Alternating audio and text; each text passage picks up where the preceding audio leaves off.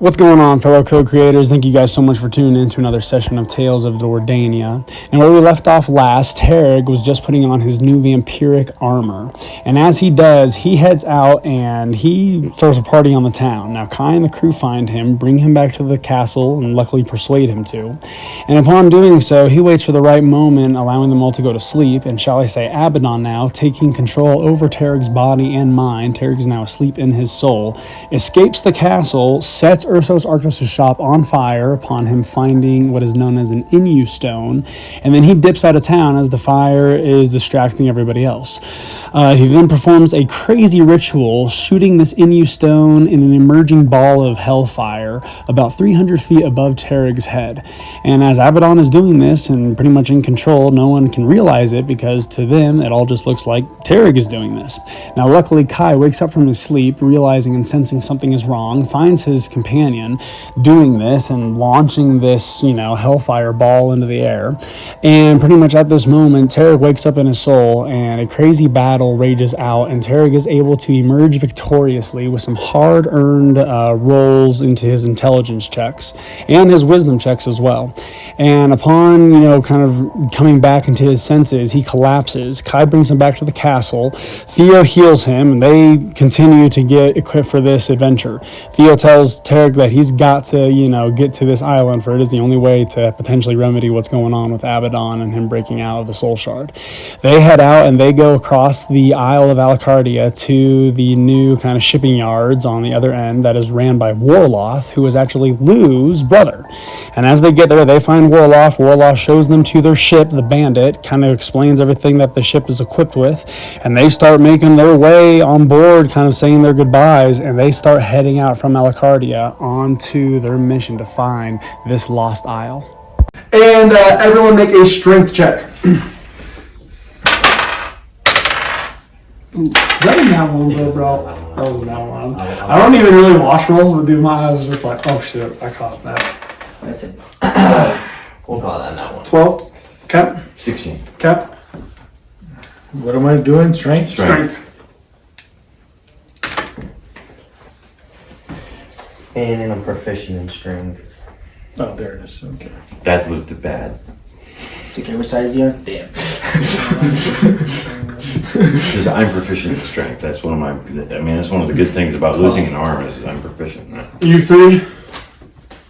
Heave! As you're calling out, ho! And you're pulling out the motions, and you all start rolling. Kai, as you a little overzealous with this, you just pull back, bro, and you slip and you pop yourself so hard in the face with this oar. Like you smack yourself, bro, and it in the nose, bro. Like you reach up and you even feel a little trickle of blood. You gave yourself a full-on bloody nose, just smacking the dog shit out of your face with this oar. You take 3 bludgeoning damage. Damn. Just, And Behemoth looks. and you try to play it off all smooth like. And where are you right now? I noticed. He's behind you, so I don't know how well you would have noticed. Terrag, make a perception check. Because Terrag could definitely notice this. 13? Oh, wait. Perception. Oh yeah, he definitely noticed this. That's funny. 13, 15, 18. That's right. You see everything happen in full detail. Like you're like full like rolling and just like roll much. And like anything you would like to say or do. Yeah. Watch. Attention. You're on the side of Let go of the doors, and then you and me don't mess up. we're gonna roll and turn to the right. And as you get yourselves a little closer to the rock, about just like 5. There you go. As you guys are headed this way, you hear back from land, Lou's brother. Hey, Noah! Noah, down the way! Down the way! Noah! Is that no! Don't let that way! And he's just kind of yelling, trying to give you guys, some help of direction. You got it. And as he's called out these orders, Terrag and Ozzy go ahead and make another strength check, combined with an athletics check. 6. Wait, so Combined we add with? So we add. No. Just what is your strength, and then tell me what your athletics Yeah, check So is. strength is 15. Okay, and what'd you get for strength? Yikes, 13. Okay. Oh my gosh. Oh, man. Oh, and for athletics, right? That's what you said? Yep. It's a 20, not net. Okay. 18 for me on athletics. Okay. Nice. Luckily, your athletics will hopefully make up for it. As you call out these orders, Captain, you and Terry start digging your oars, hard. And luckily, Terry on the backside now is making up for his. He realizes, okay, there's a time to laugh, there's a time to cry, there's a time to row the fucking boat, and that's right now. And he starts digging deep into the water and just pushing hard. And you, with your kind of, shorter kind of stature, you actually kind of screw it, bring it up and over. You're leaning in, you're digging, deep, kind of leaving over the edge. And with your athletics check, you are able to curve the boat and you're able to miss and dodge the rock. And start, setting sail the back. So, keep turning a little bit more. There you go. Bumping them up. And you guys now are headed north. So, congratulations as you guys kind of start pulling out. Which way's the wind heading? You have to make a perception check. You gotta do something, bro. Can I get a perception check? You can't get a perception check, my guy. Go ahead and make it. And Behemoth exclaims in his excitement, I'm sailing! That's in that one. Oh my lord. As you find out where the wind's looking around, you're just kind of, excited, double checking the boat still. You're still a little, new. You don't want to make any mistakes pulling out of the harbor. And honestly, when you go to check the wind, it just you just don't even know. It blows back in your way face. too much going on in your mind. You realize where the direction is. Maybe a higher vantage point might help. That's kind of the thought process that goes through your head. Cool. Anything else y'all would like to do? I guess move to the top. As you all are now kind of casually rowing. Sure. I'm asking if we set sail still. Yeah, do we have to keep rowing? I'm about to. as your crewmates are now getting a little bit restless. Hey, you know what you're doing? I'm gonna climb the ladder and get to the top.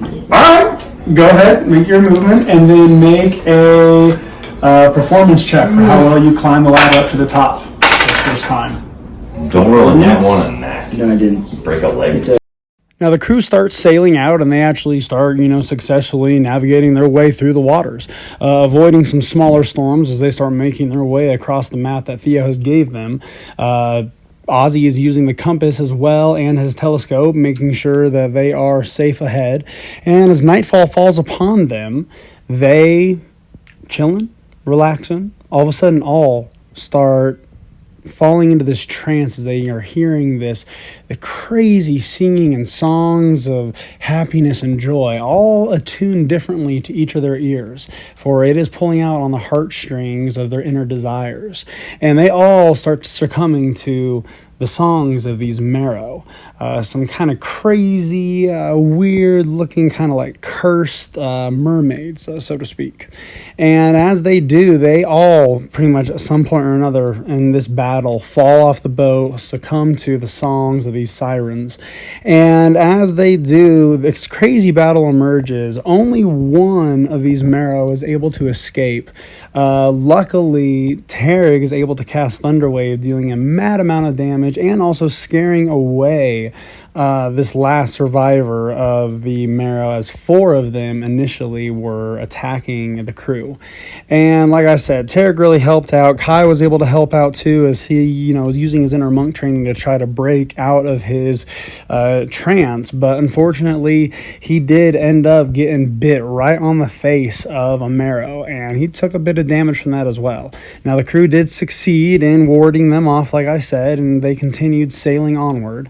And as the night continued into morning, everything was going pretty well. They did hit, however, a little bit of choppy waters here and there, and they did a decent job of navigating these higher waves. And as they did too, the ship held up quite well as they were able to navigate successfully through these very, very choppy waters.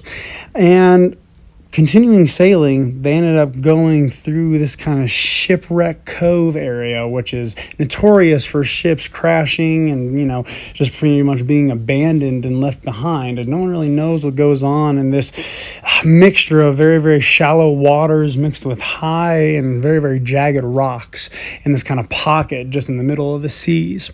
And as they approach this kind of, shipwrecked cove, they start seeing some of these abandoned ships, or shall I say, Ozzy is able to with his telescope.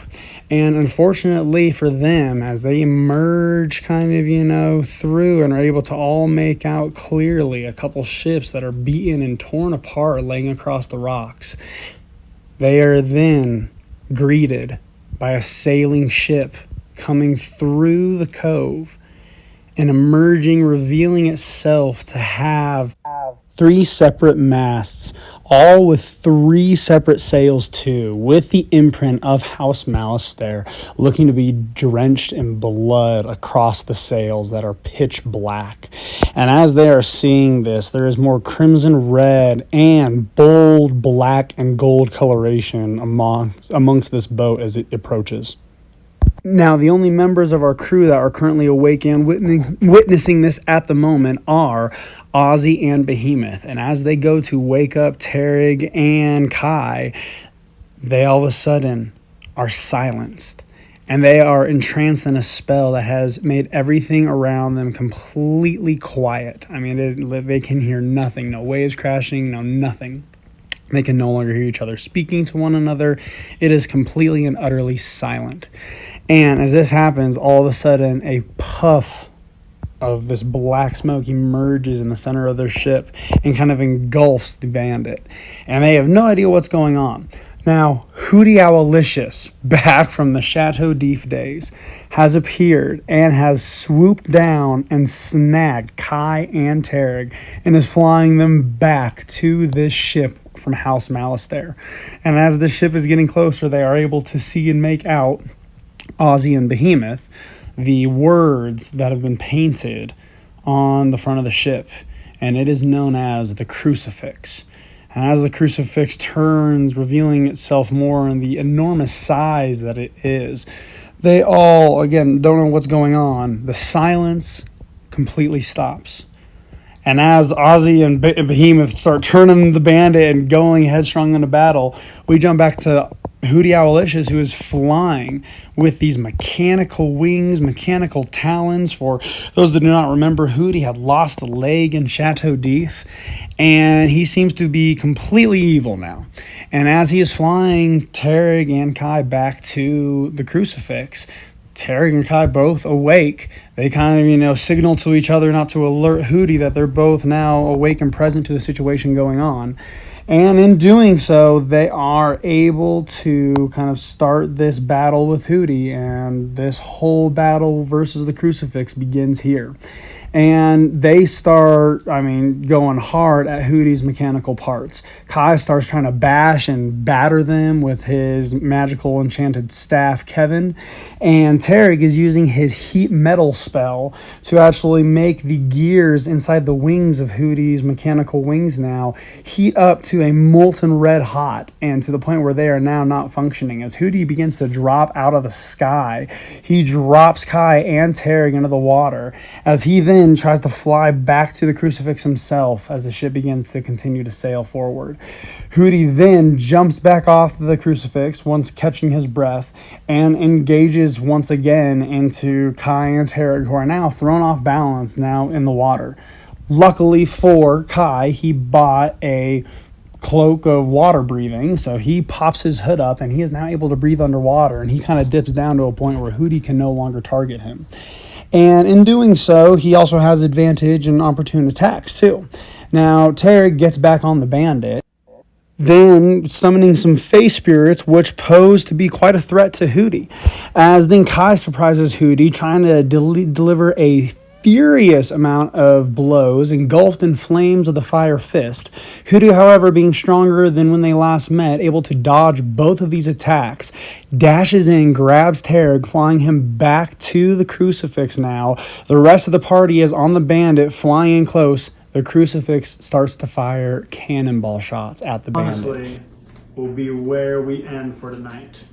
Cool. All right, so as you all saw, boat battle's getting pretty intense. Hootie Owlicious showing up out of nowhere, smiting these fools, and one can only assume that they were alerted of our party's presence by the beacon that Abaddon/Terrag had launched into the sky a couple sessions ago that has been following Terrag ever since and calling out to others like himself. They did battle some good waves and successfully navigated through them. However, in this battle, we have Ozzy and Behemoth swimming, trying to make their way back to the ship. Kai, who has been doing an insane amount of damage as a monk, repping it hardcore for the monastery and Master Bendu and all other monks soon to be. And Terrag has been getting thrown around, tossed around, but still dealing a mad amount of damage, damaging Hootie's wing as well, but currently getting carried back to the crucifix in the talons of Hootie Owlicious. Thank you guys so much for tuning in. We'll catch you on the next one to find out what happens to the rest of our party. God bless. Take care.